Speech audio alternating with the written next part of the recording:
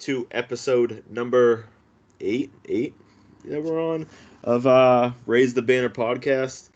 I am one of your three co-hosts as usual, Matt Couture here with JR Mott and Ben Dirth. JR, how are you doing? I'm doing great. Just got to work at 3 o'clock in the morning, so that's the only thing that's bumming me out. But other than that, we're doing good. How about you, Ben? Good. It's the first Tuesday night in almost a month that we're feeling pretty good about the Boston sports situation. So yeah, feeling in a chipper mood today. Yeah, we don't have to just have a podcast of straight misery today. Yeah, That's been the last 5 weeks, so Yeah, I mean, yeah. there's really nothing miserable to talk about today. I mean, we'll get maybe some Patriots things, but we'll get into that. We are going to start off with the Boston Bruins. They are JR's Boston Bruins are 5-0 to start the year. Their competition hasn't been anything too special. Nevertheless, they're 5-0. It seems I've been able to watch about 2.5 of the 5 games. It seems very much like the heavy hitters and Marchand and Pasternak are performing well to start the year. Their goaltending has been performing well. Their defense has been playing well. And I know JR wants to get in a little bit deeper into that. JR, how are you feeling about the Bruins 5 games into the season?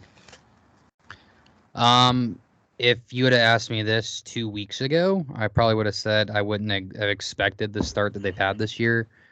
Because I've said it numerous times, like if I always felt like this year was going to be more like a bridge year, like type of small retool to go into a big retool at the summer next year. But it feels fantastic. This team looks like it hasn't like lost a step. You had thought losing Bergeron and Krejci, they would have done something. You know, losing Taylor Hall and Nick Foligno to a trade to the Blackhawks. You thought you're going to lose a little bit of your like scoring oomph and just like leadership, but a lot of the guys, were next men up. They've taking the leadership role, like Chucky and Pasta are the new alternates, and Marshy's the captain. And this style of hockey that he has them playing is different than what Bergeron had. Bergeron was more of like, puck control, which they're still doing, but Marchand really, really loves to be aggressive, and he loves a lot of violence. As you can see, that this is one of the hardest hitting teams and heaviest checking teams in the league right now. But you mentioned Brad Marchand and David Pastrnak. What about Matthew Poitras? Yeah, I What do you mean, he think had about his Matthew Poitras? two goal game, first two of the year. I mean, he's overall it seems like he's been everything we could have hoped for early on into the season. Don't think he's going back to the OHL. I I I would think be he's here surprised. for good. They're like I saw some like somebody's like, oh, hypothetical, would you loan him to Hockey Canada for the Hockey World Cup and like the Junior Cup, and not a chance. After seeing what happened to Kirby Doc in 2020, how bad he got injured, you kind of gotta like stash Patra. Like you can't afford to lose this kid because he just looks like really good. Like he went from a third line center to a top six center within the span of 2 games, and he had a all right game. I think it was against Los Angeles, and his bounce back was against Anaheim, and he looked really good, really really good. Him and DeBrusque, like DeBrusque got benched for a game because he was late to a team meeting, but they look really, really, really good, and I'm very excited for the season to go forward. We play Chicago again tonight, and then we go home on Thursday and play against Anaheim. We don't play on Eastern Conference opponent for another like 4 days, 5 days. It's weird. I mean, yeah, I mean they've beaten both these teams already, so 7-0 is well within reach. Ben, how are you feeling overall about the bees? Good. I'll kind of parlay the Patra information that JR was just touching on. He's currently tied for fourth on the team in points. I mean, granted, it's only small sample size. He's let's see, he's tied for 4th in plus minus. Not a ton of ice time. I don't know what league average is. He's at like 14 minutes and change to start the year. So pretty decent for a forward as far, versus a defenseman. Their top 3 ice time guys right now are McAvoy, Lindholm, and Carlo. But yeah, I mean, they look really good. The goaltending's been crazy. Allmark in 3 games has been pretty consistent. He's only given up 1 goal each game in the 3 games he's been in net. Looks like a vet. He looks every bit of what he was last year, which is really nice to see. I will say I was in the camp during the offseason that I felt, given their holes, what they're missing, I really felt as if the 2 elite goalie thing wasn't really necessary as some people might say, maybe a little overblown, especially because of how they played it in the playoffs where they didn't even use Swayman. But he's been just as good. He's only given up 4 goals in 2 games, which is elite in and of itself. So, hopefully they can, ride this momentum. Like JR said, they don't play, a quote unquote conference opponent until Saturday. I think they play Detroit at home on Saturday night. So Detroit looks good this year. And they're off to a hot start. They're 5-1, 5-2, something like that. So also off to a good start. They've got a good young team. So, certainly some positives to look forward to. And I mean, like JR kind of let it off. If you had said, 2 weeks ago that they'd win their first 5 games and they'd look as good as they do. I mean, obviously, you win a game 3-1, okay, 3 goals is right around league average for an offense, but it's how they look while they're doing it. They look every bit as good as the team was last year, which is a surprise. And, I think given what's not here, obviously Bergeron, Krejci not here, no Bertuzzi, but yeah, I mean, nothing but positives. I mean, A+ start to the year. I don't really think you could ask for really anything more than what you've seen. Yeah, I mean, I think you kind of hit it on the head. I don't really have too much to add from what you guys have. I like how DeBrusque took a little bit of ownership over his mistake. I was a little worried that was going to tailspin into something bigger. It seems to have not, which tells me, I mean, it's a small example, but Marchand does have a good pulse on the locker room and handling that stuff so far. As a whole, they're playing some good hockey. I'm interested to see them against some tougher Eastern Conference opponents. Like you said, we haven't seen much of that yet. And so when they get into that stretch, we'll see how they hold up. But 5-0 is 5-0. They have a good chance to be 7-0. And I mean, anytime, it really doesn't matter. The NHL, like Major League Sports, is Major League Sports. When you go 7-0 to start a season in an 82-game season, you're off to a pretty damn good start. I mean, it's the best you can ask for. Yeah, and it's not. I mean, coming off the most historic season in the NHL too. It's kind of. Yeah, I mean, if they started 4-3 through 7 games, I think we would have been content with it. I would have been more than content with it. Yeah, I think we all would have been like, all right, like we're where we kind of expect it to be. So 5-0 facing 2 teams that you've already beat. If they could get to 7-0, I mean, like it's all in front of them at that point.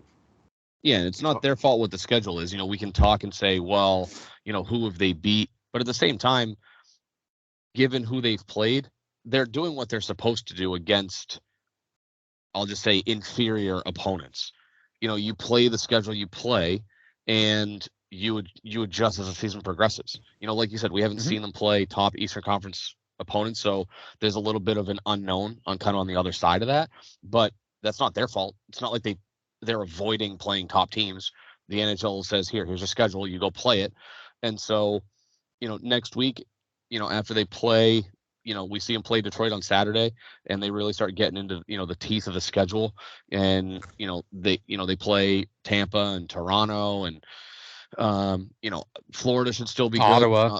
Ottawa is going to be good again this year. Once you get into the teeth of that schedule and you start playing your Eastern Conference and your Atlantic Division opponents, that's when you'll get stronger answers to the questions. They've done everything that they're supposed to do early on. They've beaten the inferior talent. And, if they can, at least starting off in the year, play competitive hockey and not look lost against the upper echelon talent in the East, I think that's a win. Oh, it's a big win. We all went into the season with very middle, like reasonable expectations that they could be competitive, but they'll probably be middle of the pack. And so, so obviously so far they've blown through that, and everything's kind of pointing into the direction that they could be more competitive than I think we all thought. I'm just gonna be honest, like I've said a million times, like if this team just makes the playoffs, I'm content with the season this year, because I've said it a million times, like I did not expect like this at all from this team. Like I knew the team was gonna be decent. Jim Montgomery's a great coach. He has a great system and he has the right players to fit the system that he likes playing.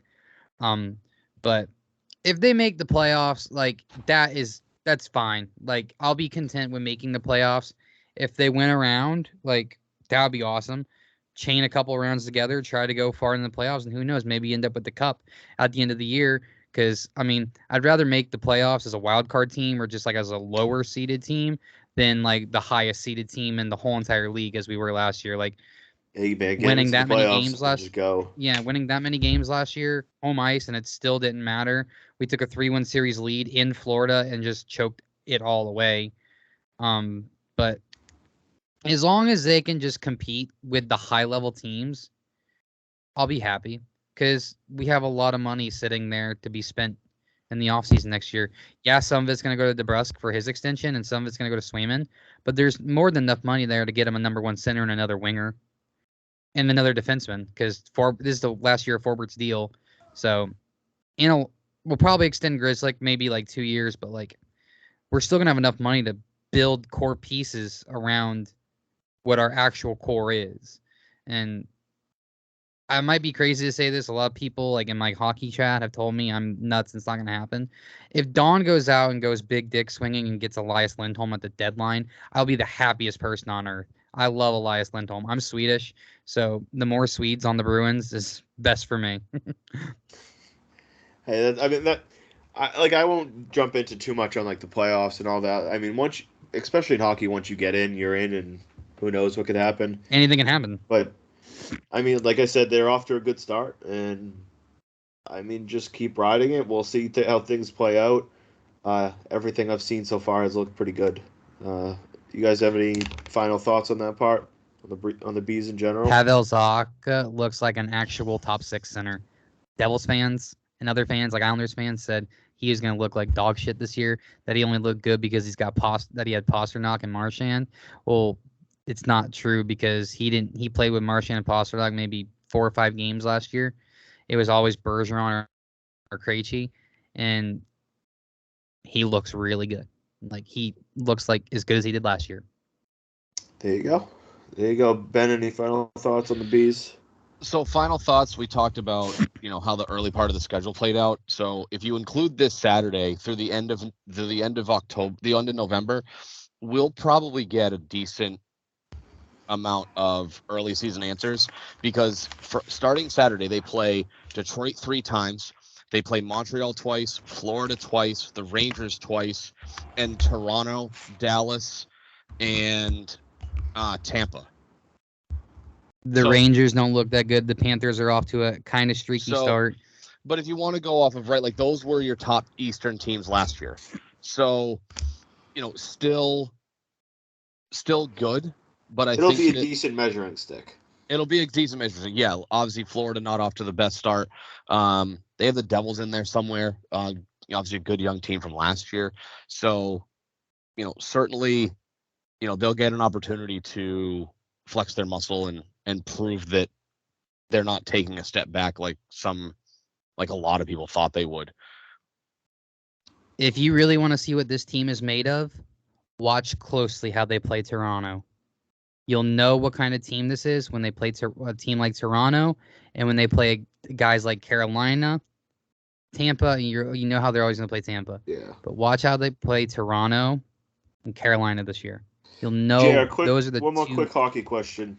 What's this like? I haven't followed it too far along, but is Bertuzzi blowing up in Toronto already? I mean, he's off to a slow start. I mean, his first few games in Boston, he didn't have an assist or a goal, and then he just started rattling off points. Him and Domi probably off to a slow start. But if this keeps lasting until like the end of November, beginning of December, then I'd start to get a little bit worried. Like, okay, is he a fit? Did he just come for the quick payday and then is trying to get traded to a contender, or what's going on? But just you always gotta give the team like the Leafs time, because they start out hot and then they go on a streak where they just look awful, and then they look good again and they look decent down the stretch, and then they end up getting rounded in the first round, minus this past year because Tampa choked. But very fair. All right. You'll know Toronto by the end of November, early December. You'll know what kind of team they are. Fair. Let's move on to some Boston Celtics. They start the season tomorrow night. They look. I don't read too much into preseason in most sports, but basketball, you kind of get a general sense because, like, you can't really half-ass basketball, especially in preseason. You're either playing or you're not. This offense, this team in general, has a chance to be like unbelievably special if they could stay healthy, and that's a big if. Extremely special. What's that? They have a chance to be extremely special. Like, this could possibly be the greatest Celtics team of all time if everything works out the right way. Yeah, and that's a huge if, obviously, especially with health history of Porzingis. But that's why I said healthy. Like exclamation, like asterisks with the if. You know what I mean? If they stay healthy, this starting five of Holiday, White, Brown, Tatum, and Porzingis, I think that's what they'll end up going with. Horford will come off the bench. I like Horford off the bench because I think he can help stabilize that second unit. They could use a little more depth, but we'll wait and see. I think Pritchard is up to the job. I think he's going to have a pretty solid season. He looked really good in preseason. Yeah, I mean, the dude could just score the ball. Like, he could just score the basketball. There's no other way to describe his game. Defensively, I mean, he's never going to be great. He's a point guard for a reason. He's just there to score. Like, if you watched him at Oregon, he wasn't a defensive, like, minded player. He's there to shoot. Yeah, I mean, I know he's never going to be, like, the defensive first guy, and that's fine. I mean, they have Holiday and White to be that. My only worry with this team is just going to be the second unit scoring. I don't know what to really expect from Sam Hauser or Brissett.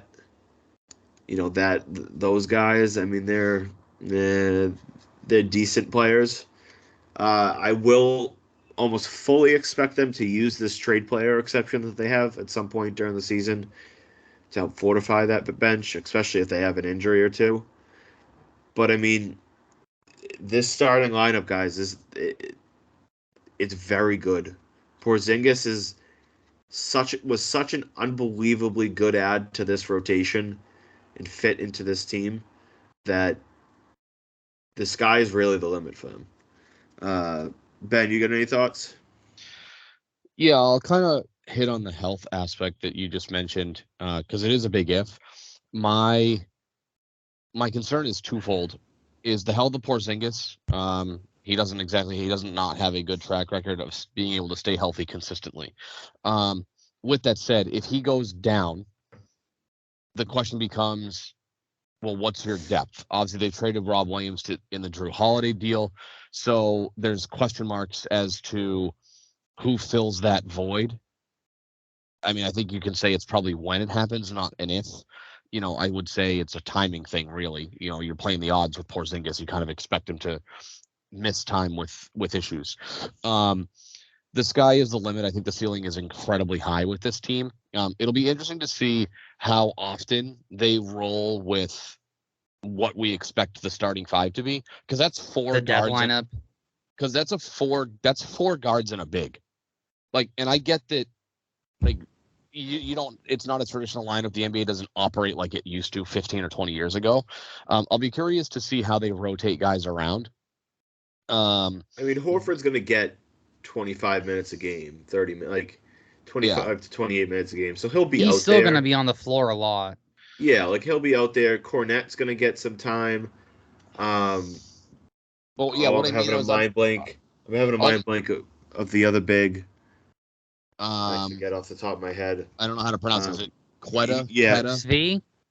No, I don't think he made the roster. No, I forget his name. He's a big. He's performing well in preseason. They're going to need some depth. It's not Quetta, because he was in the last preseason game against Charlotte. Is it Svi? I think it is Quetta. So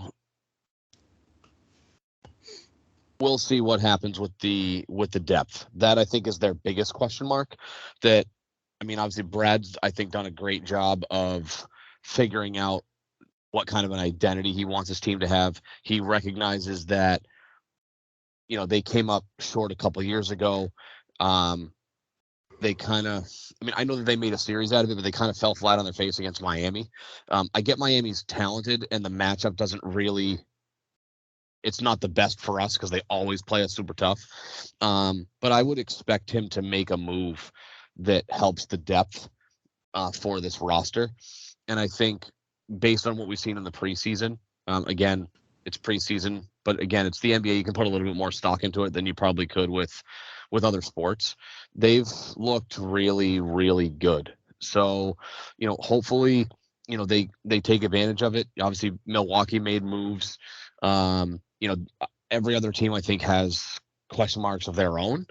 But, I think if they can be as healthy as possible, because we'll expect some injuries, but if they play up to what they can, and they stay healthy for the majority of the year, I think it's finals or bust for this team. It's been like that for the last couple of years, but yeah, even more so than ever before.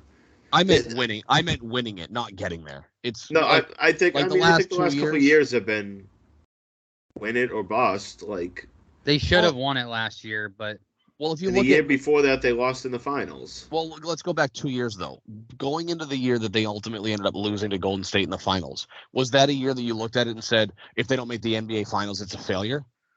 No. I think last year more so than 2 years ago, because they had made it to the finals. They finally got over the hump and they beat Miami in the East Final. Because if you go back 3 years, was 3 years the bubble year because of COVID? It was when we lost to Miami in the bubble. That was right. We lost to Miami in the bubble. And then the next year they lost to Brooklyn in the play-in. They made it out of the play-in and they lost to Brooklyn in 4. Okay.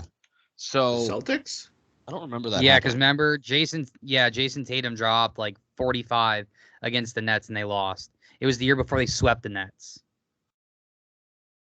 Oh, maybe. I don't off the top of my head. I can bring it up right now. I'm not good with memory. Anyways.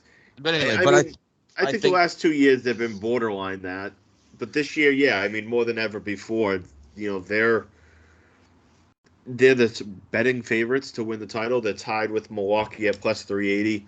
I actually took them on a FanDuel a profit boost for that to get it up to plus 540, something like that.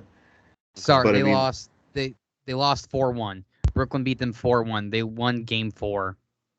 Yeah, that was the Celtics won Game 4 where Jason Tatum went off for 50 points. Yeah, Okay. that was the second year. That was the second COVID year, quote unquote. The That second was the COVID year NBA. that was when Brad Stevens went to the front office after that year. Okay. Yeah, that was the year Milwaukee won it all. Yeah, I mean, there's not really too much to it other than the fact that they're a top 1 to 2 team, I think, in this league. Everything's in front of them. If they can stay healthy, I think that they should more than likely, I mean, bare minimum, be a top 2 seed, and they should be playing either Miami or Milwaukee in the Eastern Conference Finals.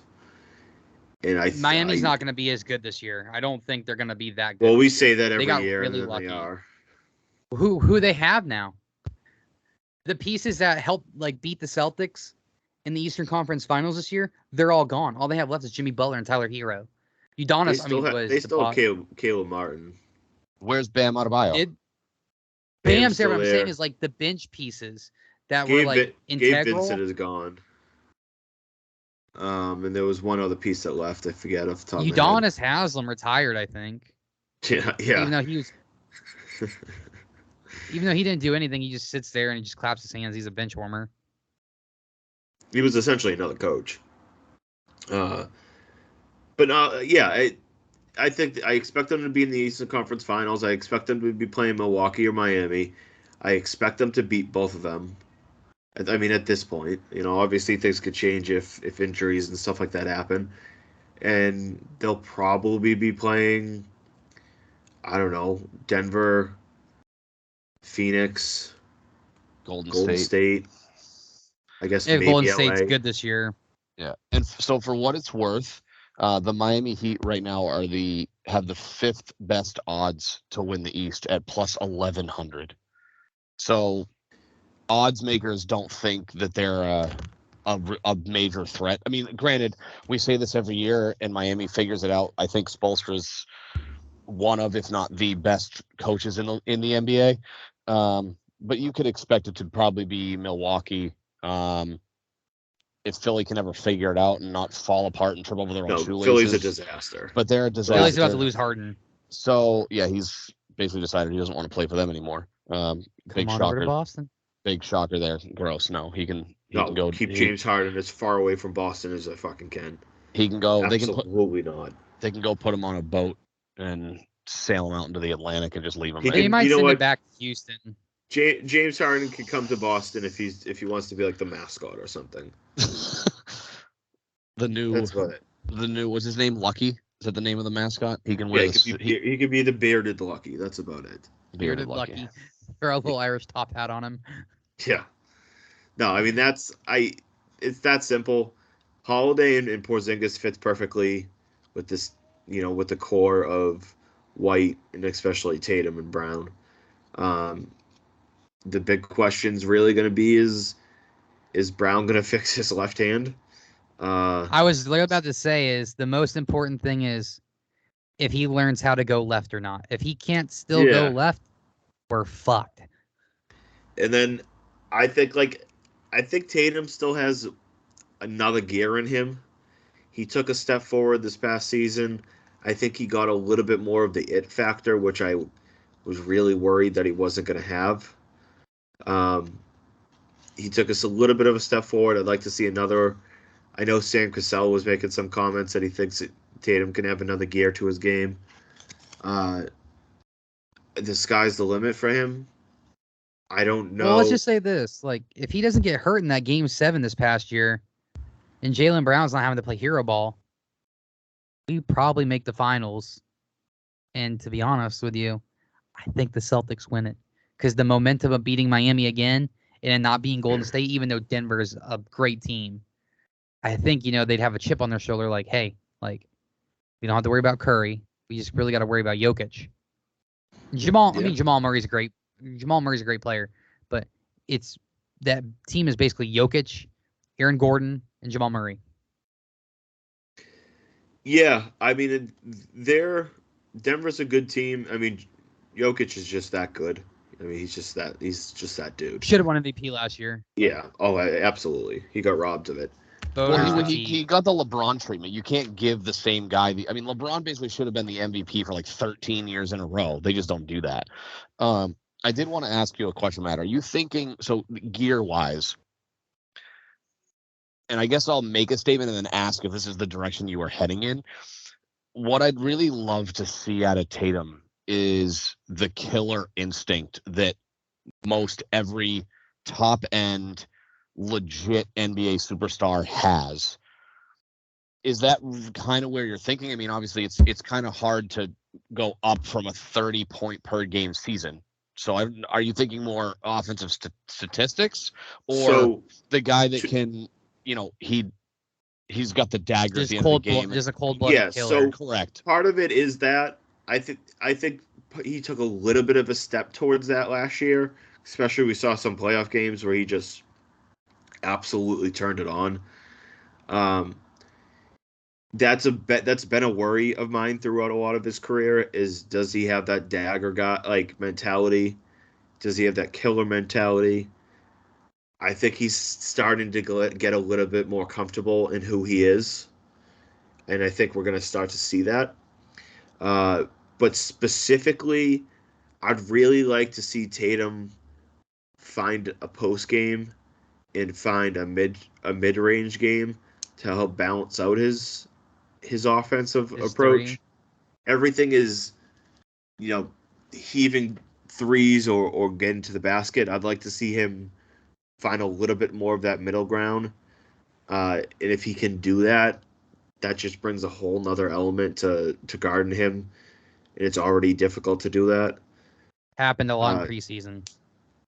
Yeah, and so I'd like to see him expand on his game, and I think there's still room to grow. I mean, there's always room to grow in your 20s. You're learning every year. He's only, what, 24? 24, 25, something like that. I think he's 2 years younger than me, so. Tatum was 24 last year.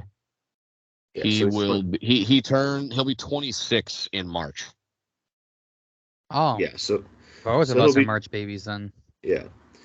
Yeah, so he's still got time to grow. He's still growing as a player. I think he still has a little bit more of a ceiling than what we've seen. I think this is basically the best version of Brown that you're going to get. If he could just fix the left hand, that is. I don't want it to go unnoticed or unnoted is probably the better word to say it. What Brad Stevens did this offseason, to put this, I guess, PG maybe 18, he put his nuts on the table and said, I'm winning a title. If you're not going rated X, then what's the point? Say it all, brother. He put his balls on the table and he went, he's going for it. The guts that it took to trade Marcus Smart should tell you all it takes, you need to know about Brad Stevens, the GM. I was so skeptical of him taking the job. I thought he might be too soft to do that type of job. Man, dude, he doesn't care. He does not give a shit. He's going for that every title. interview you listen to, he's like, I'm just doing what's best for the team to win now. He doesn't he's talking about building for the future, but he's like, I'm doing what's needed for the team to win the ultimate goal now. And in the next couple of years, he's like, and it's funny because the window is so wide open. Danny Ainge, we got the whole Trader Danny nickname, but his biggest downfall is the lack of trades that he actually did make. When he did make them, he would destroy teams, and that's why he got the reputation. But he missed on a couple crucial trades that he didn't take. That probably helps the team. So I'll ask this, and I'm asking for the conversation. This is not an opinion-based question. But given, and feel free to correct me if I'm wrong, I believe it's the 2025 season, because is that the first year that Tatum Supermax kicks in, or is the first year or next year? Next year. So I forget what year it is, but it's between Tatum, Brown, and Porzingis, and I don't know what the number is, the dollar amount, but I think that the three combined salaries make up like 90 some odd % of the cap. So do you think that the moves to win now are impacted by that reality? Not necessarily more so, but do you think it's that angle that Brad Stevens is taking more so than, how do I want to word this? Do you think it's being forced at all by the reality that he's going to have to figure out where 12 people's worth of money is going to come from when he's got 10% of the budget to spend on those 12 guys? Is that forcing his hand? Is that how much of his hand is being forced by that reality more so than him looking at the roster makeup and saying the best version of this team is not here? I have to go get a guy like Porzingis. I have to go get a guy like Drew Holiday. So he voluntarily kind of made it that this team has about a 3-year window. After that, I would agree with that. After that, they have to do some shuffling. Holiday will probably be gone. Porzingis will probably be gone. He'll still be here. Maybe we'll see. One way or another, they're gonna have to do some shuffling in about 3 years. So when he decided to pull the trigger on the Porzingis trade, he basically made it clear that he's all in the next 2 or 3 years. So that's why when the Holiday idea came up, I was like, you just got to do it. He had to go do it. You got to do what you got to do to try to win a title. And yeah, so real quick, sorry, looking at 2025, 2026, Matt, I'm sorry, I didn't mean to cut you off. Jaylen Brown salary is $53.6 million. Now, this might be outdated. I'm on Basketball Reference. They don't have Tatum's numbers beyond 2025, 2026, which is weird. He hasn't signed that extension yet. But and maybe that's why. But so in 2025, Porzingis is due 30.7, Tatum is due just over 37, and Brown is owed 53.6. You trade that. So I think if you're gonna make a move to make money, not like make room on the payroll, because I'm not gonna do the math exact, but those three guys combined are being paid $123.7 million in 2025, 2026. So I think if you have to dump a salary, you almost have to dump Brown, because by that time, right? What did Giannis just sign for? $63 million a year. It's $183 million. $183 million. 62 a year, right? So that's now. Now I know it's incremental. It's not like you take the NFL, one quarterback signs for $50 million a year, the next guy gets 55, then it's 62, and so on and so forth. The NBA almost feels like it's incremental because Jaylen Brown Supermax was how much? 61. What was the average? 50 something. 50. Yeah, his final year of his deal, he'll be making $72 million. Okay, but what's the average? 59. It's like right under 59. It's like 58. It's like 57 and a half, 58. Yeah. So the next Supermax deal goes up by like what, $1 million? It's not that much more than the guy previous. So it trickles up each year. Yeah, but it's pennies on the dollar, big picture, right? It's not like it's like Brown gets 58 and then Tatum's going to get 70. It doesn't make that kind of a jump. But anyway, my point Tatum's going to get like 62. Yeah, he's going to be a couple million This one more. says Brown signed for $303 over 5 years, which is about 60.7, I think. Yeah, and then Giannis Tatum's going to get like about 63. Well, Giannis just got 62. Now, granted, that's an extension, not a Supermax. So I don't know how much that really impacts. No, it's the same. It's the same thing. Brown's was an extension. Well, but they didn't give. No, what I'm saying though is Giannis didn't get a supermax because he only got a Yes, 3-year deal. It's just about being. It's about being able. So the way the NBA contracts works is you can only go up, depending on what level you qualify for, a certain percentage higher from your previous deal or like a certain level of contract. So you have to be an All-Pro to be eligible for a supermax. So as long as Giannis was an All-Pro, you're eligible for a supermax and like annual average value. Gotcha. Okay. So it doesn't. He could sign a It 1 doesn't year. have to be a supermax. It Correct. can just he's eligible for it. Yeah. I'm just So- saying he could sign for the 4-year full supermax, or he could sign a 1 year at that same AAV. Isn't the full supermax for young? Wouldn't it be 5? Yeah, Because we'll Tatum's four plus Tatum's player max was 5. Yeah, it's 5 years. That's why it's a supermax because it's the same amount of. It's what? I think It's 4 plus it's a like player option. yeah, but Oh, okay, so it is. But isn't it like $5 million more? Like if it's if you get a regular max contract, the supermax is an extra year plus more money every season. I think. Anyway, my point about bringing this up, right, is in 3 years, the top echelon players are probably going to be making, on average, call it $5 to $7 million more per year than Brown. So Brown. 3 years from now, his number will be. He won't even be in the top 12, top 15. Correct. So that Cap's not go up so contract, much. it's right, and so that contract I think becomes.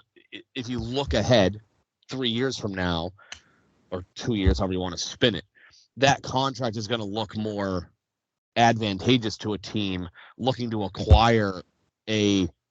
I mean, I think conservatively you could say Brown's a top 15 player in the NBA. I think that's a conservative statement. Jaylen Brown, I'd probably Top put him 20. top 20. Top Okay. 20 to 25 range. So, okay, but you're going to get a top 20 NBA player. So you're getting a borderline superstar talent for essentially under market value. Because if you have to go get somebody roughly his quality, you have to pay them more money.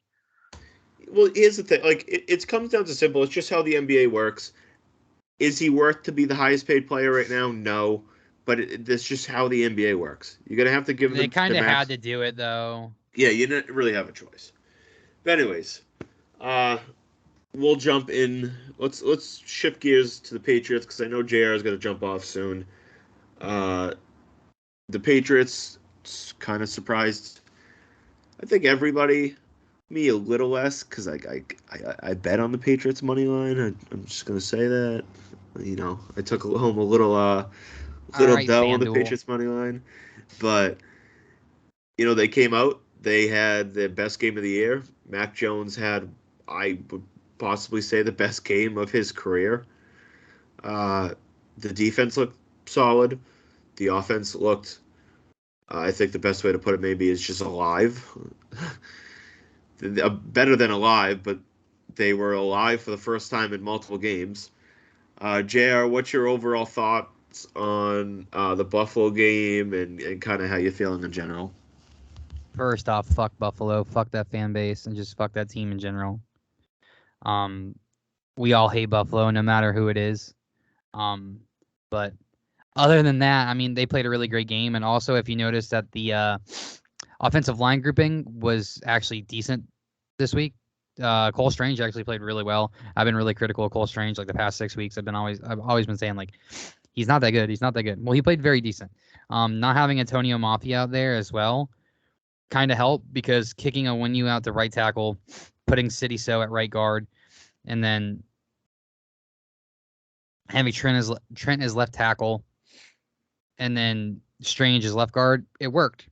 It worked out well, and I think they played an overall amazing game. I think Mac had his best game of his career. He had a big boy game-winning drive, so I still think there's a lot of room that needs a lot of room for an improvement on this team. I think there will be improvement, but I also still think that we're in a spot where if we kind of keep up the pace as we did a couple weeks ago, we still can land a top-end quarterback. But we'll see. I still think that going quarterback is the move, but hey, man, maybe getting the kid an actual number 1 wide receiver in free agency and drafting one, it might help. It might speed up his development. Who knows? But we'll see. Ben, how about you?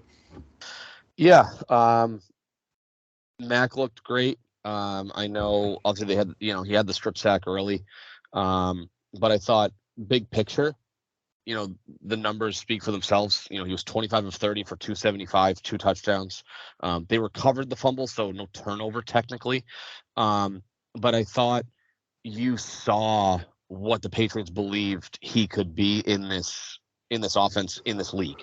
A guy who makes the right decisions, not just where to go with the football, but how to get it there. He had a great touch pass to Farrell Brown. The game-winning touchdown pass to Mike Gesicki was a timing play. He just needed him to get open, but he put it in the perfect spot. He hit Hunter Henry kind of up the seam, sort of, with a touch pass. So I thought his decision-making on who to throw it to and how to get it there was as good as I've seen in 2.5 years of him being here. Probably, I would say, his best day as a Patriot. And I thought, running game aside, because I still think there's a lot of question marks there, that's as complete a team as I've seen all year. I think... by far. We don't have to get into it. Well, I thought they played pretty complete against Philly. The big difference was, they had the opportunity in the Philly game. I don't know if they had the opportunity in the Dolphins game. I forget how that end of that game unfolded. But he's had multiple opportunities this year to win the game at the end, and his MO is that he's always come up short with that.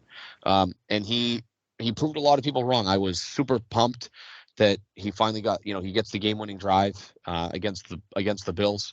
Hopefully that can spark something moving forward.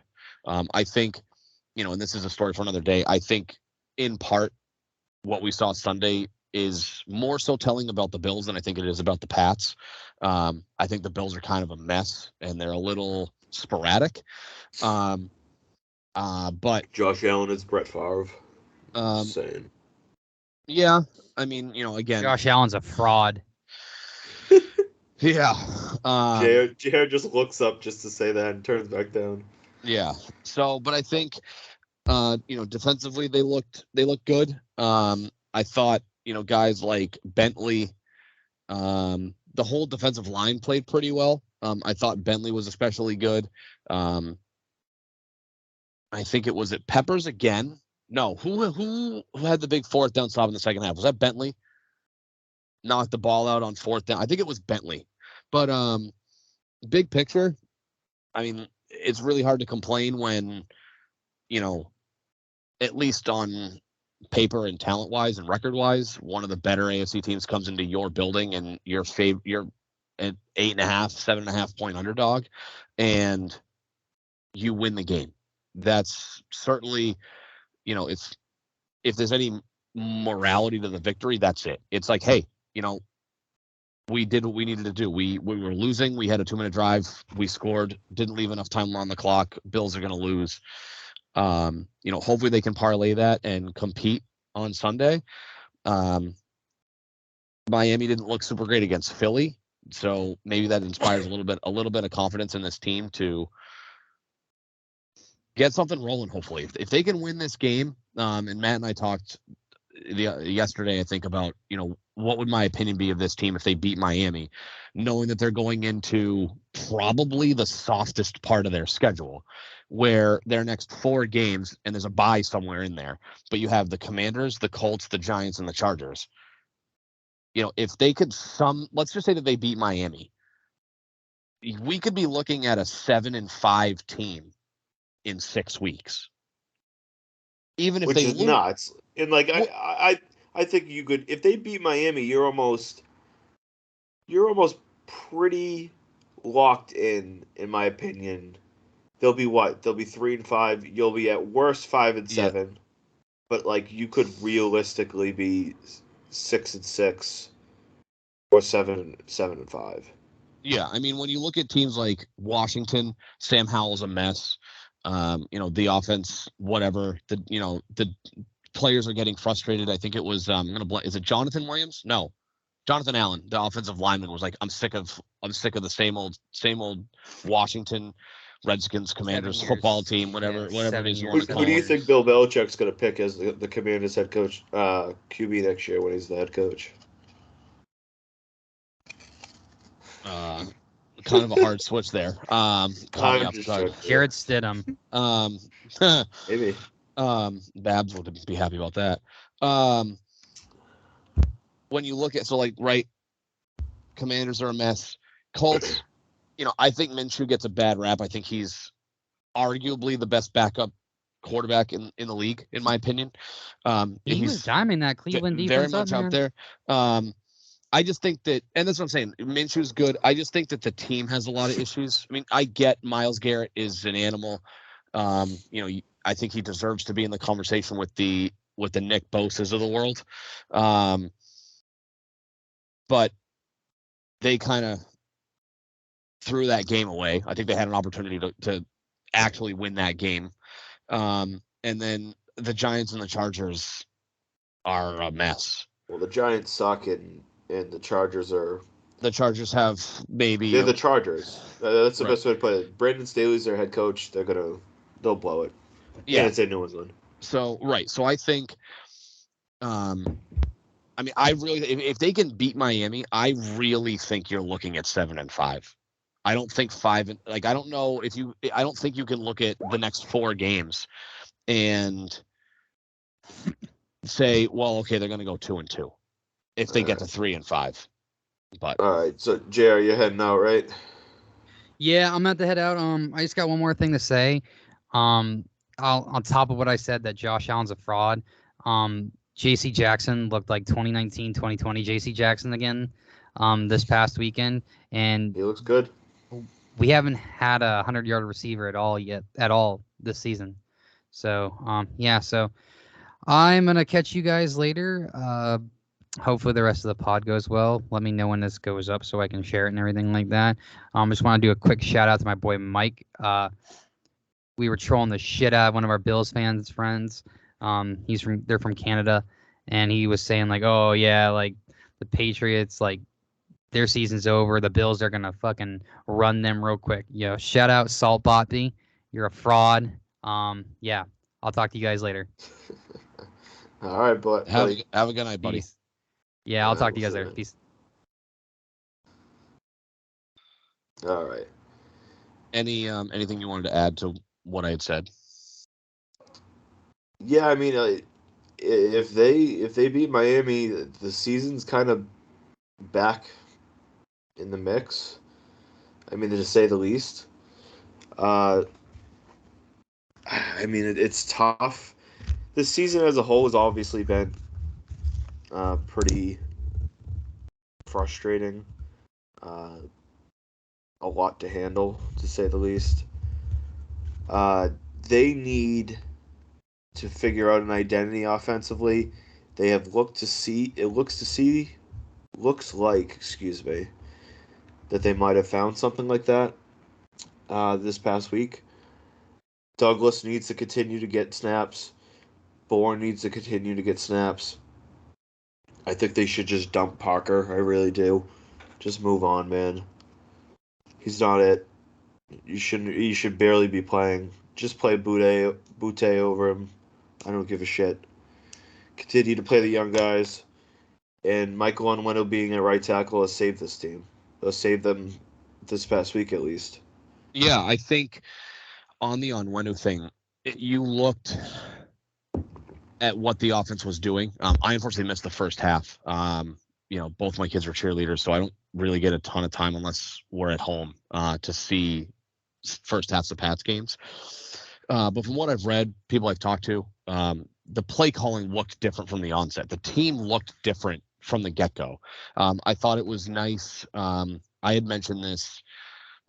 I know we had talked about it. I talked with other buddies, on social media and texting, that one of the things I wanted to see the Pats do, and I know that they didn't have the choice because the Bills won the toss, but I would like to see them opt to take the ball more often if they win the toss and start with the ball. I would love to see that a little bit more, because with their inconsistencies, and they haven't shown an ability to get the double score that Bill absolutely loves to do, they haven't been able to really show consistently they can do that. So if they can take advantage and trip a team up early, and get a lead early in a game, you can change obviously how the other team is going to combat that down the line. So it was nice to see that the offense, again, I know they kind of stalled out and they settled for 3, but it was nice that they took the opening drive, they put points on the board. And now Buffalo's like, okay, we're losing. I don't know how much that's going to change their offensive game plan from the beginning, as we know most teams are scripting their first 15 to 20 plays anyway. But they got out to a lead. They turned it, it was 10-0. It was 13-3 at the half. It was nice to actually see that. I think, player-wise, the identity of this offense, I think they really need to shift towards the dynamic, style of play where, wide receiver screens to guys like Pop Douglas, figuring out a way to get Tyquan Thornton involved because he's got elite speed. He can run away from guys. He got benched. He was in for like 3 snaps, I think. He ran a wrong route, and then he didn't play for the rest of the game. So something's obviously going on with him. The interesting Tyquan Thornton. The interesting thing that when I was reading Mike Reese, it's not tweeting anymore, he posts on Mondays information on snap counts. And what I thought was interesting, and I realized he wasn't active, so take this with a grain of salt. I thought it was interesting that Jalen Reagor seemed to be the guy taking snaps away from Devontae Parker. I think he's a guy that you have to figure out how to move on from that contract. Whether you have to eat some of the money, I think that you have to figure out a way to get guys like Kayshon Boutte and Jalen Reagor into the offense. Guys who, obviously Jalen Reagor's a former first-round pick that never found his stride. And so maybe you can get a flash in the pan with him. I mean, you can see the ability from Pop Douglas, guy who can make guys miss in space. You saw that. So I really think that the identity that you didn't see that you saw bits and pieces of that identity on Sunday. That's really a direction I'd love to see them go in, especially against, let's look at these next 5 games. Yeah, 5 games. None of those teams, maybe Washington, just because I think they have actual talent on the defensive side of the ball. But really, none of these next 5 opponents have anything on defense that should scare you away from scheming up guys like Pop Douglas and getting him the ball in open space and allowing him to make guys miss. I really think that that's a direction that they need to head in and make that. I mean, you can't make it your entire offense, but that needs to be a staple moving forward in the next 4 to 6 weeks. I mean, Douglas and I would like to see Thornton, but Douglas at the minimum should be getting full-time snaps. Him and Bourne are clearly the 2 best guys right now. And you need to run with that. If they're going to get back into it, and they're in an interesting spot because 4 days ago it was they should be a seller, no doubt about that. Now it's like, all right, well, if you beat Miami, maybe you don't sell. I think no matter what, Devontae Parker, as you mentioned, is a guy that I think they can just move on from. They could sell him off. I know I mocked it in my Belly Up article to pay the remaining of his salary this year, send him to Cleveland for a 7th. Just dump him, move on. Cleveland's probably looking for another receiver. They don't really have too much across from Amari Cooper. I guess they have like DPJ. That's about it. They've got Elijah Moore if he could ever turn into something. Yeah, I forgot about Moore, but he's still more of an inside guy. But I think that they would like another outside, maybe a red zone type of threat. And Parker would fit that like very low cost on their end. And Bill loves to make trades with Cleveland. Yeah, I mean, so it was just a dump off. I mean, obviously he could go to another team, but they should just move on from him, play younger, and I really don't. I don't know what to make of this team right now. I'm just going to kind of wait and see uh, until we get through the Miami game. Speaking of the Miami game, what are your thoughts on how they match up? Obviously, we've already played them. It's going to be in Miami. What do you think of their chances and how everything matches up on that end? So matchup wise, I think you have to, because they're not. No,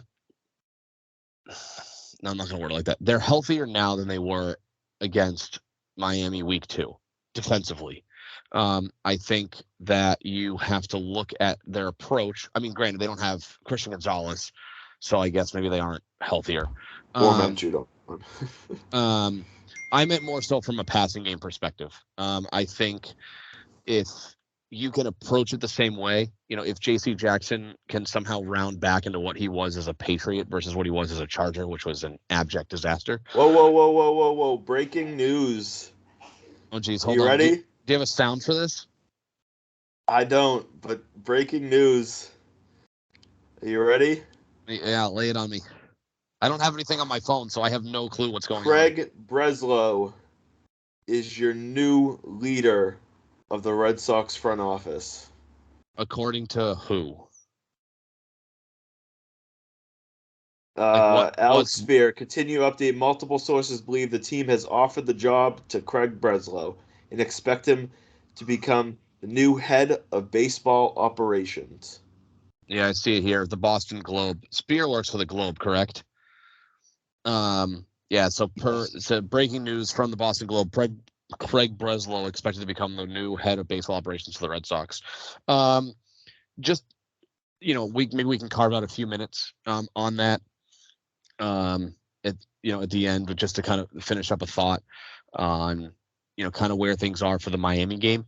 If JC can be what he was for us, then I think you can approach the game very, very similar, where he can be on Waddle, and then you can give Tyreek his normal treatment. John Jones is expected back, correct? Yes. So was he back last week? Yes. Okay. So you have John Jones. Jack Jones is back. The energy on the defense felt different with him on the field. He brings a different energy. I think skill-wise, I think he proved last year he can be every bit of a legitimate outside corner. He just kind of brings that kind of swag that you lack from Gonzalez. Not to take away from Christian Gonzalez. He was certainly tracking to be in contention for Defensive Rookie of the Year. Hopefully he can come back and kind of pick up next year where he left off this year. But Jack Jones is, I would say, pretty close to as talented as a Christian Gonzalez, but his swag is a little different. So you got those guys on the field. I think you can approach it and, create the matchup personnel you want on defense. I think you can approach it very, very similar to what you did back in week 2. Yeah, you don't have Judon, so you're going to have to figure out how to put pressure on Tua. But I think, the line on this game last I looked was 9.5. The look ahead last week was Miami minus 13. That feels a little wide to me. Granted, I get, they played Philly. Philly's arguably one of the best teams in the NFL. So take that with a grain of salt. But I think, the Pats have to play this game very similar to how they played it in week 2. I just want to see more from the offense this Sunday from what we saw 2 days ago. I think that that's how you can compete in this game.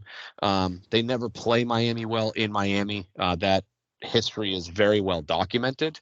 I'm just going to look at the weather. I mean, I'll keep it pretty simple. I mean, Miami will be tough. Miami has looked. Well, they beat us, and they beat, I think, 4 other pretty mediocre teams. Their 5 wins are against arguably the worst teams in the NFL, except us. But record wise, yes, they haven't beaten a single team that has more than 2 wins this year. Yes, and they got their ass kicked by Buffalo, and they got pretty beat down by Philly. for the most part. I mean, Philly kind of shut them down, their offense down. Uh, it will be a very tough game. I don't know if I'll project them to win. I don't know. We'll see. They, it will come down to the Patriots offense. I think the defense will hold, Miami to around 24, 27 points. And it will be, can they answer the call offensively like they did last week and put them in that range to try to win a football game? Yeah, and I think, don't quote me on this, although I'm like 97% sure I'm correct. I believe this is the first time in Mac Jones's career, meaning the Bills game, where he won a game when the other team scored 25 or more points. I can fact check myself on that, but I believe that's they're 1-14. accurate. Yeah, this was his first win. So if you can do that to Miami, if you can hold them to 23 to 27 points, I don't think Miami's defense is anything super special. That, given what we just saw, now we're also expecting the Pats to implement a similar game plan or utilize similar plays. I shouldn't say similar game plan because Bill is notorious for the game plan literally being different week to week to week because he attacks different weaknesses on the opposing team.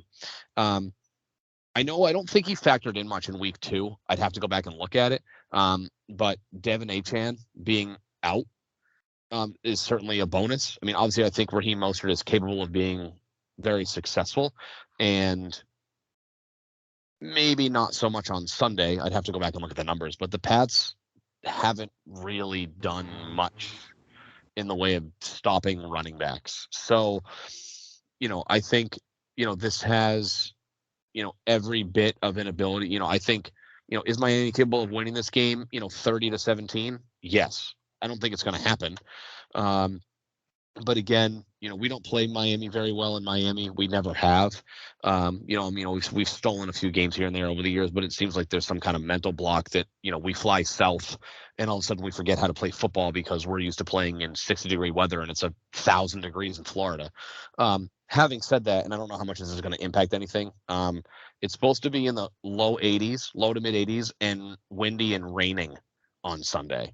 Not a huge threat of rain. I mean, that's Florida for you. They say it's going to rain. It rains for 10 minutes and then the sun comes out for the rest of the day. I don't know how much weather will play a factor, but, I'm not ready to make a prediction, but I think feeling confident is not a bad thing going into this game based on what we saw against the Bills.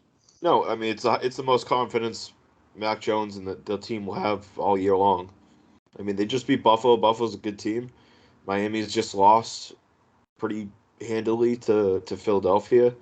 I mean, I'd like to see them go down a day early to Miami and get acclimated down there. But at the same time, it's not like it's been cold up here. It's not like this is the middle of December. Right. And not for nothing, Bill gave the team the day off today. They're not practicing until tomorrow. I don't know how much that really plays into the idea of whether they're going to go down early or not, but I would imagine with an off day today that they normally don't take, they probably don't go down a day early and lose out on practice time. So they wouldn't lose out on practice time. They would just change the days they practice. But sure. Either way, I don't expect it to. Yeah. I think too, I don't want to call it tough, but this could be a tough spot for the Pats. Miami got embarrassed by Philadelphia, and the Pats are riding the high of beating Buffalo. I think the Bills have their own issues. Obviously, they're still talented, but I think they may not be as good as people thought they were going to be going into the season. I would love to see them focused. Not that they're not focused, but you know what I mean. Focused, understand the situation and say, this is a game where if we can go down to Miami and steal a win, play well, play competitive, then we can feel good going into the middle of our schedule. Again, we talked about this earlier. the next 4 games after the Miami are all winnable football games. So if they can go in, they can steal a game from Miami. And I'm not saying look ahead, right? But they have to have the mentality that if they can beat Miami, play well doing it, that momentum can ride into a part of their schedule where they could start rolling downhill a little bit. I mean, look at Mac Jones's rookie year. They were 2-4, if I'm not mistaken. They were 2-5. Well, no, because they got to 9-4 before the bye week. So Okay. they were, I think they were 2-4, and then they got to a soft part in the schedule, and they rattled off 7 wins in a row prior to the bye week. They came out of the bye and they laid a duck against the Colts. Jonathan Taylor kind of stuck it to him. I remember him running for like a 70-some-odd yard touchdown at the end of the game, and I was like, well, we can turn this off and go to bed now. And obviously, at the end of the year, they ended up finishing 1-3 after the bye. But if they can kind of do the same thing, if they can start rolling downhill a little bit, catch some momentum, and I don't think, sitting here now, I don't think looking at the schedule and seeing 7-5 is an impossibility. If you would, if you talked to me before the Bills game, going into the Bills game, I felt that this team was looking at 1-7 because I didn't think that they were going to beat Buffalo, and I wasn't expecting them to beat Miami, especially if it was losing to Buffalo would have meant a 4th straight loss. And then going into Miami where you never play well, now you're sulking because you're on a 4-game losing streak.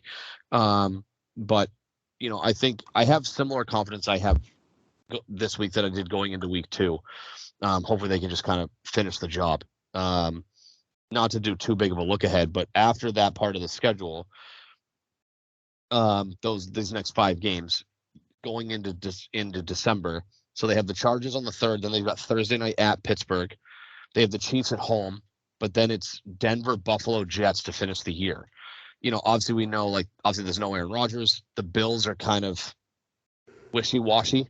So again, if they can catch some downhill momentum, I mean, even if, let's just say they lose to Miami, but they play well, they play competitive, and Miami just has the better day. I think they can still, the next 4 games, I think they could still be 6-6 going into December. Yeah, it's in front of them. We'll see. They literally were they were on their last heartbeat, and they struck. I don't know the best way. Yeah, they just struck a jolt into themselves and revived the season a little bit. We'll see if they can get it back on a path where they could possibly get to the playoffs. But yeah, I mean, we'll leave it at that. Let's finish this off. We'll go about 5-10 minutes with the breaking news. Craig Breslow is expected. He's supposedly been offered the job and expected to accept it to be the next head of baseball operations, which would signal that there still will be a GM hire. My assumption at this point could be either Eddie Romero or Michael Grootman. Both were assistant GMs for the Red Sox. Give me your thoughts on Breslow, him being president of baseball operations. The, I guess, fair assumption that it could be one of those guys as GM, and kind of your whole thoughts. Yeah, so it's been kind of a dark, shadowy situation surrounding the Red Sox search for a president of baseball ops. Last couple weeks, I know we really haven't touched on it here. It's been a little dicey. Reports are out that, certain guys that either have ties to Boston because they're they used to be here, or, they're in a position now where, Red Sox head of baseball ops is a step up for them. Either withdrew during the interview process, declined to even interview. So there was a time when we were thinking, okay, what are they really going to do? There was a time when I thought they'll probably just promote Eddie Romero from within because they don't have another real option. So it's nice to see that, they are going to bring somebody in. I'll be truthful. I don't know a ton about Craig Breslow as a front office guy. I know he's spent I believe all of his time with the Chicago Cubs. He started out as a pitching director, and then he's been promoted twice since then. I forget what he was. I think he was pitching director and some kind of a strategist, and then they named him. He got a front office job. He was a VP of something and still director. He's been the pitching director for 5 years. I think they hired him in 2018. So he was hired in 2019 as the director of strategic innovations for baseball ops. In 2020, he was named the director of pitching and a special assistant to the GM and the president, which at the time was Theo. Theo personally recruited him to Chicago. And then since 2020, which means, I mean, he took they must really have liked him. He went from like never being in the front office to within 2 years being assistant GM, assistant VP, and he maintained the director of pitching title. Before that, he's a Yale grad, 13-year career. He was with the Red Sox in 2013, 2012 to 2015, but specifically 2013 for that World Series. Obviously, a guy that played 13 years in the MLB. A guy that is smart. He was voted, I want to say during his career, he was voted like the smartest athlete in sports. All around, I absolutely love the hire. I think it's the outside the box guy that fits what they need. I think that Craig Breslow screams the next great GM. I don't know why. I can't really give you an explanation exactly why I feel that way. He's just one of those guys that I love that he has played in the MLB prior. He is going to more than likely have a heavy focus on pitching, which is what we need.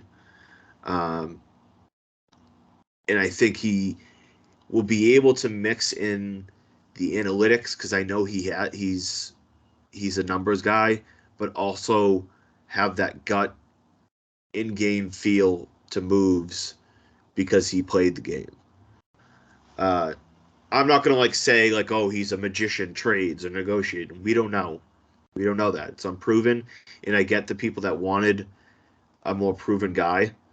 But in the end, every great GM was once an unproven guy.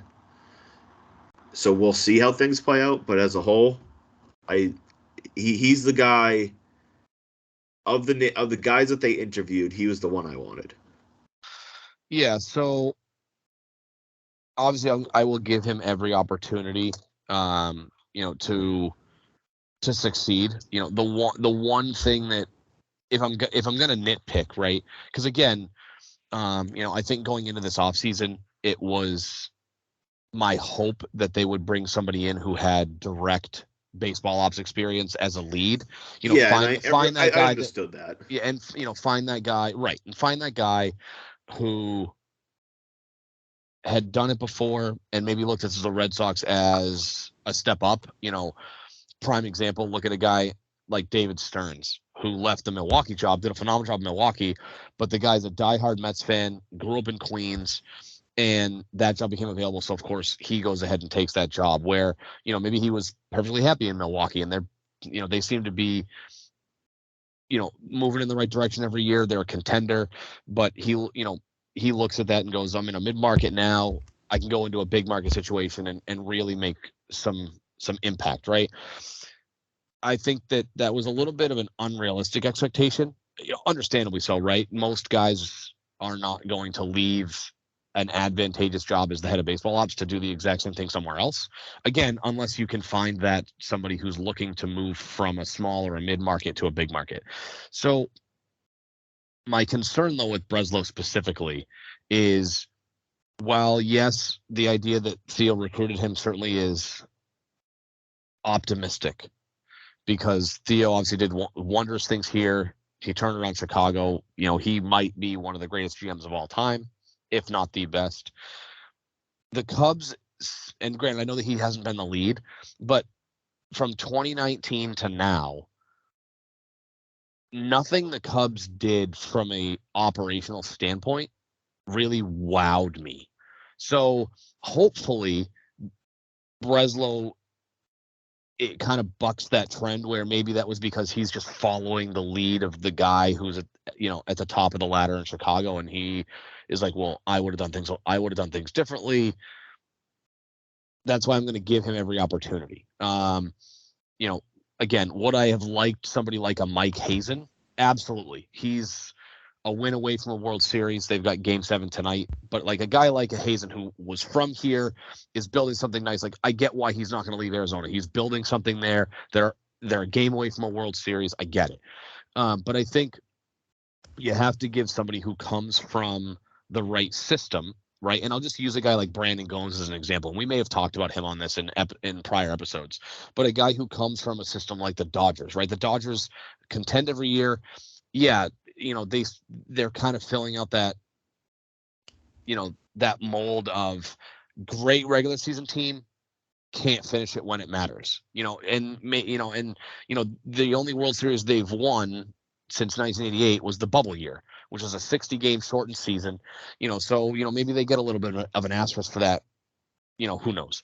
But I think you got to give a guy a shot. Breslow, love the pitching background because that's something that this team sorely lacks, at least from an organizational standpoint. I think that they're pretty decent at developing arms. They just actually have to go draft them. And that's a story for another day. But I think if they can focus on pitching, because that's arguably their biggest weak spot. I thought they hit better this past season than most of us thought they would, or they were kind of at least on par. They certainly didn't take a step back offensively. Their biggest hole was pitching.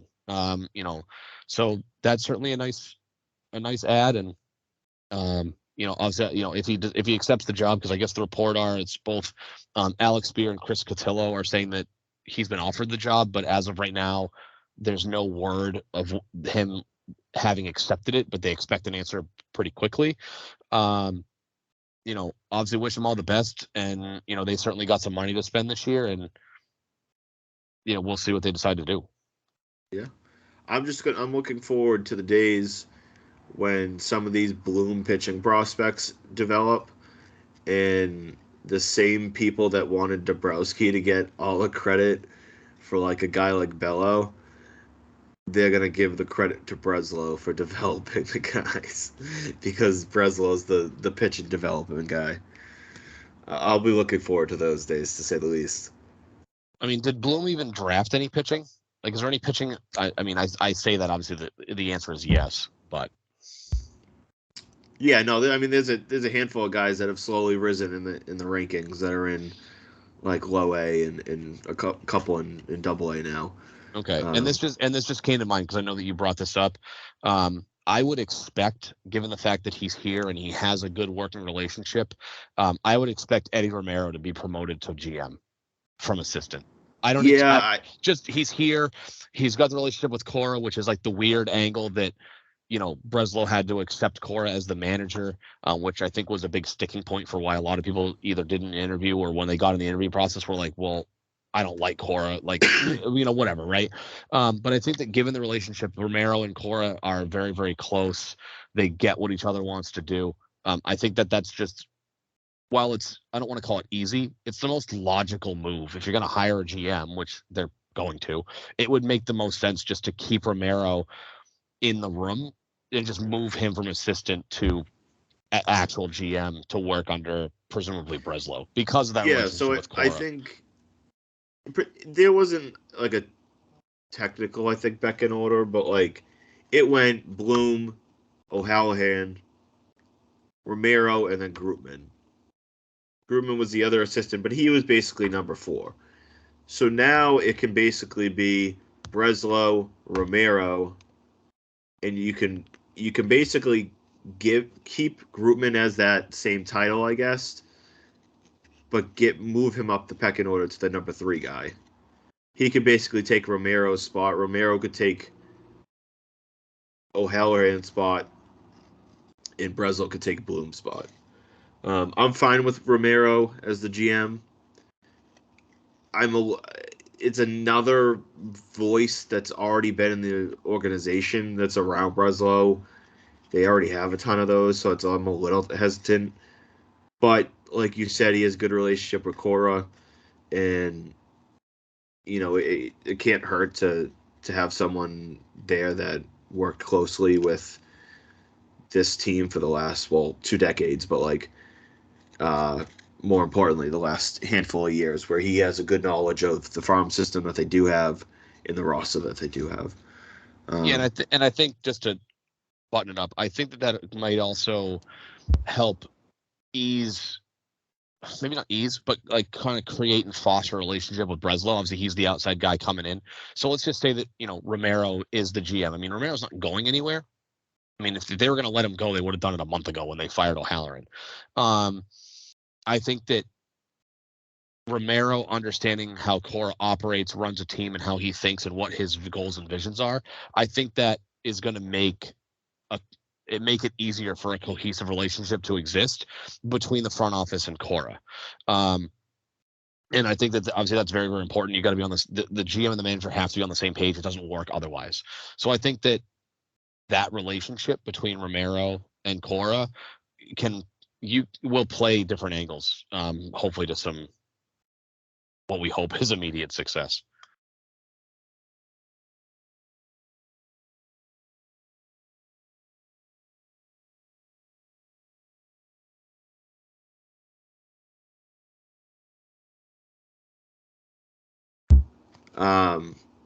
Yeah, I don't know how much Cora and Breslow's relationship has, like, what it is. I don't know if they had a relationship during their playing days, what their relationship is now. Obviously, Breslow had to accept Cora as as the manager. Uh, I mean, I'm excited. It's the guy, he wasn't, I wouldn't say Breslow was like, if you took every option and put him up there. No, like, I think Mike Hazen was probably that guy. But from the guys that were interviewed, um, when you narrow down the list of the guys that declined to interview, Breslow was my top guy. So I'm excited to see him. We at least have an idea of who's going to be making the decisions now. And we can start. We're getting closer. The World Series is about to be upon us. We're getting closer to getting into talking about, what we're hoping for this offseason. But as a whole, any final thoughts on the Red Sox or anything else? No, I mean, like you just said, now that we've got a guy who is running and heading the operation and making those decisions, GM meetings are in 6 weeks ish.